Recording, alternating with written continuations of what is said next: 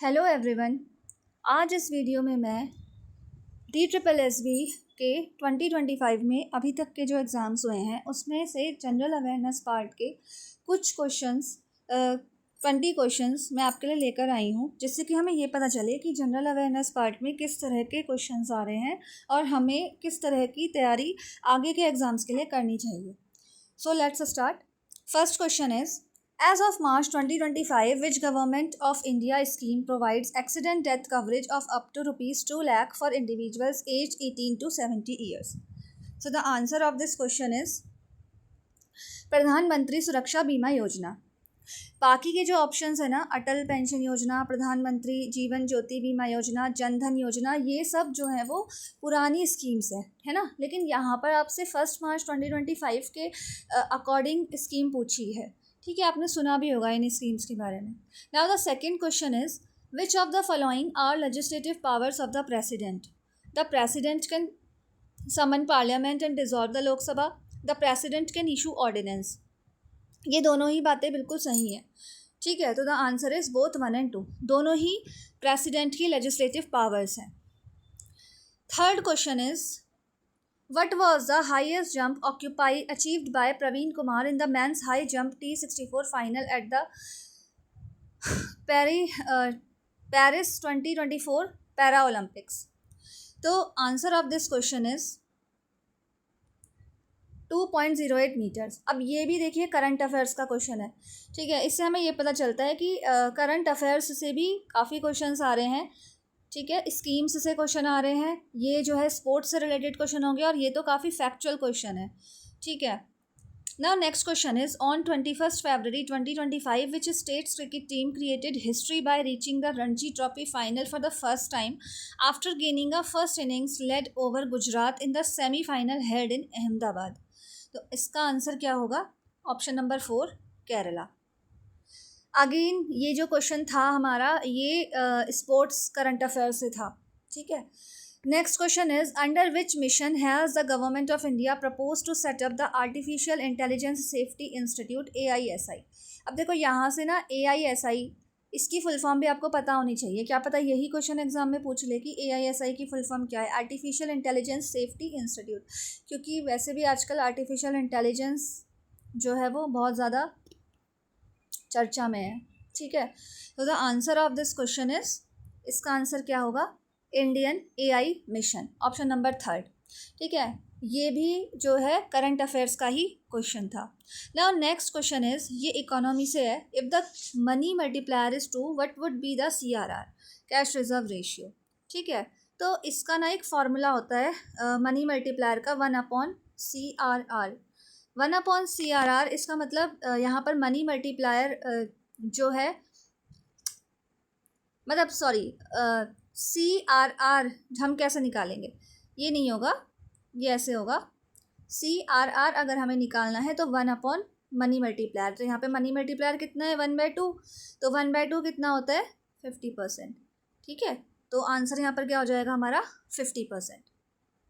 Now the next is, which article of Indian Constitution states that the Vice President shall be the officio chairman of the Rajya Sabha and shall not hold any other office of the Prophet? अब देखो यहाँ पर ना answer जो है वो article 64 होगा। ठीक है, आर्टिकल 64 इसका आंसर होगा, ऑप्शन नंबर B। यहाँ पर हमें एक बात और पता होनी चाहिए कि आर्टिकल 63 ये कहता है कि इंडिया का वाइस प्रेसिडेंट होना चाहिए। ठीक है, वाइस प्रेसिडेंट होना चाहिए एक हमारे इंडियन कॉन्स्टिट्यूशन में। और आर्टिकल 64 ये कहता है कि जो वाइस प्रेसिडेंट है वही ऑफिशियो चेयरमैन होगा राज्यसभा का। ठीक है, तो हमसे अपकमिंग एग्जाम्स में ये आर्टिकल 63 के बारे में भी पूछा जा सकता है। Next question is, which of the following newspapers were published by बाल गंगाधर तिलक? अब देखो बाल गंगाधर तिलक ने ना केसरी, हिंदू, मराठा, संवाद, कौमुदी। तो ये जो संवाद कौमुदी है ना, ये तो राजा राम मोहन रॉय का न्यूज़पेपर है, राजा राम मोहन रॉय का है। ठीक है, केसरी एंड मराठा ये 2 हैं इनके, तो आंसर होगा इसका फर्स्ट एंड थर्ड। ठीक है, now next is, the Mehrauli iron pillar inscription mentions the achievement of which of the following Gupta ruler. अब देखो यहाँ पर हिस्ट्री से क्वेश्चन आया है, मेहरौली आयरन पिलर जो है उसमें किस गुप्ता रूलर के अचीवमेंट्स के बारे में वो है मेंशन है, तो इसका आंसर होगा ऑप्शन 2 चंद्रगुप्त सेकंड। अब यहाँ पर कुछ और बातें भी आपको पता होनी चाहिए, जैसे कि जो चंद्रगुप्त सेकंड है ना, इसको विक्रमादित्य का जो है टाइटल दिया गया था, ठीक है। ये जो कुमारगुप्त है ना, इसने नालंदा यूनिवर्सिटी की स्थापना की थी, नालंदा यूनिवर्सिटी की, ठीक है, ये भी एग्जाम में पूछा जाता है। और जो समुद्रगुप्त है इसको नेपोलियन ऑफ इंडिया भी कहते हैं, ठीक है। और कविराज का टाइटल भी दिया गया था समुद्रगुप्त को, क्योंकि इसे जो है म्यूज़िक बहुत पसंद था, ठीक है, और ये वीणा भी बजाता था। Now next question is during summer which of the following is the usual surface wind direction in north Bengal and Bihar, ठीक है, कि समर्स के दौरान जो है नॉर्थ बंगाल और बिहार के साइड ठीक है, किस डायरेक्शन से जो है विंड की किस डायरेक्शन से जो है वो यूजुअली जो विंड है वो चलती है, ठीक है। तो इसका आंसर होगा answer number 1, option number 1, eastern and और साउदर्न ईस्टर्न, पूर्वी या दक्षिण पूर्वी। ये ज्योग्राफी का क्वेश्चन है, ठीक है। Now next question is according to the 2011 census of India which of the following state and union territory had the lowest population, तो इसका आंसर है ऑप्शन 3 सिक्किम एंड लक्षद्वीप, ठीक है। पहले आपसे स्टेट पूछा है तो स्टेट सिक्किम हो गया, और बाद में आपसे यूनियन टेरिटरी पूछी है तो यूनियन टेरिटरी लक्षद्वीप हो गई, ठीक है। सिक्किम और लक्षद्वीप ऐसे स्टेट और यूनियन टेरिटरी है जिनकी जो पॉपुलेशन है वो सबसे कम है according to 2011 census. Now next question is, ये बहुत इजी क्वेश्चन है, blood vision poor skin and night blindness are symptoms of the deficiency of which deficiency in human diet, ठीक है। तो ये हमें पता होना चाहिए कि विटामिन ए की डिफिशियंसी से हमें ये सारी चीज़ें हो सकती हैं, ठीक है। विटामिन ए का साइंटिफिक नेम क्या होता है, retinol.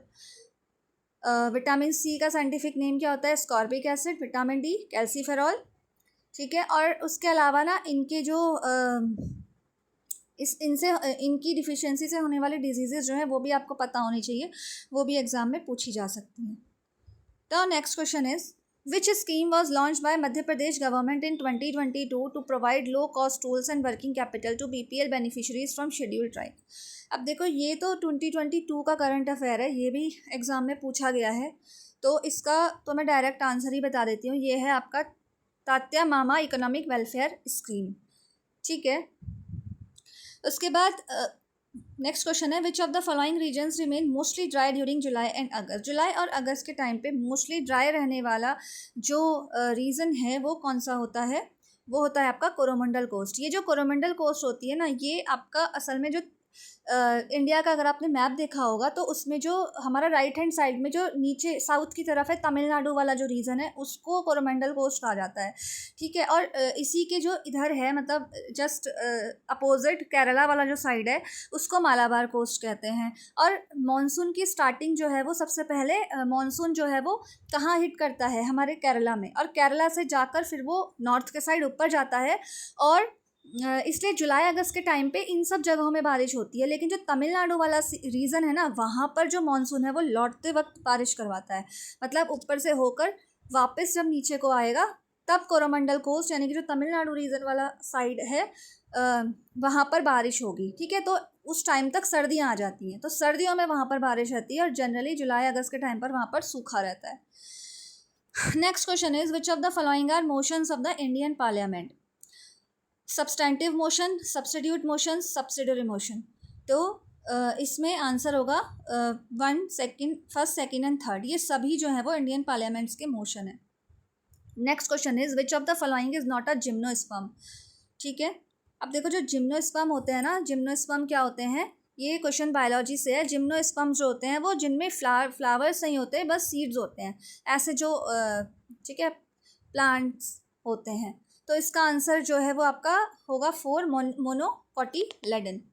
Next question is, Hampi dance festival is celebrated in which of the following states. इसका आंसर होगा कर्नाटका, क्योंकि ये जो हम्पी है ना, हम्पी जो है वो एक आपने अगर साउथ इंडिया की हिस्ट्री पढ़ी होगी तो उसमें विजयनगर एम्पायर था एक साउथ इंडिया में, उसकी कैपिटल थी हम्पी, ठीक है। तो ये जो हम्पी वाला रीजन है ना, ये कर्नाटका के साइड है, इसलिए वहाँ से हम अंदाज़ा लगा सकते हैं कि जो हम्पी डांस फेस्टिवल होगा वो कर्नाटका के साइड ही मनाया जाएगा। Now next question is, in India the beginning of the Parsi new year is celebrated as which of the following. ये क्वेश्चन ईजी है। पारसी न्यू ईयर जो है वो किस त्यौहार के थ्रू सेलिब्रेट किया जाता है? इसका आंसर है option number D, Navroz. So guys, ये कुछ 20 क्वेश्चंस थे जो मैंने 2025 के DSSB के PYQ से उठाए हैं। ऐसी ही सिमिलर पोस्ट के लिए please like, subscribe and share, and thank you for watching.